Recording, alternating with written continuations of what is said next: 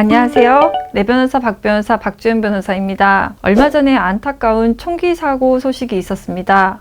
지난달 29일 오후 8시경 서울 은평구 구기터널 인근 도로변에 차를 세워두고 인도에서 5m가량 떨어진 곳에서 소변을 보던 70대 택시기사가 70대 엽사 A씨의 총을 맞고 숨지는 사고였는데요. A씨는 경찰 조사에서 어두운 산에서 멧돼지를 쫓아 내려오다가 숲속에서 부스럭거리는 소리를 듣고 멧돼지인 줄 알고 쐈다라고 진술을 했다고 합니다. 이런 총기 사고의 경우에 A씨는 형사적으로 어떤 책임을 지게 될까요?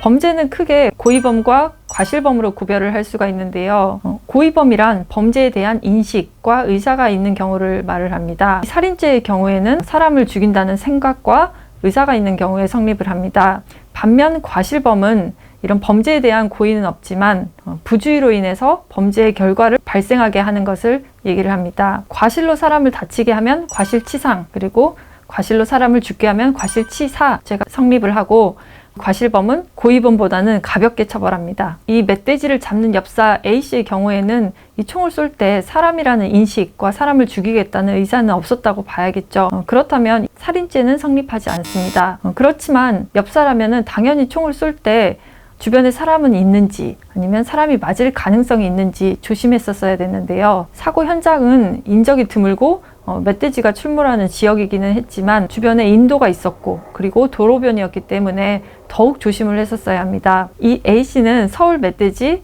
출현방지단 소속으로 관할구청에 등록되어 있는 엽사로 알려져 있는데요. 그렇다면 이 엽사를 직업으로 하는 사람은 이런 경우에 일반 과실치사죄가 아닌 업무상 과실치사죄가 적용이 됩니다. 5년 이하의 금고 또는 2천만 원 이하의 벌금에 처한다고 규정을 하고 있는데요. 이런 업무자라면 보통 일반인보다 더 높은 주의 의무가 요구되고 더 조심을 했었어야 된다는 것이죠. 그래서 일반 과실치사죄보다 더 무겁게 처벌을 하고 있는 것입니다. A씨는 이런 형사책임 외에도 유족들에 대한 민사책임도 함께 지는데요. 과실에 의한 불법행위 손해배상 책임입니다. 물론 A씨의 명백한 잘못이 있기는 하지만 그 배상 액수에 대해서는 다툼이 있을 것으로 생각이 됩니다.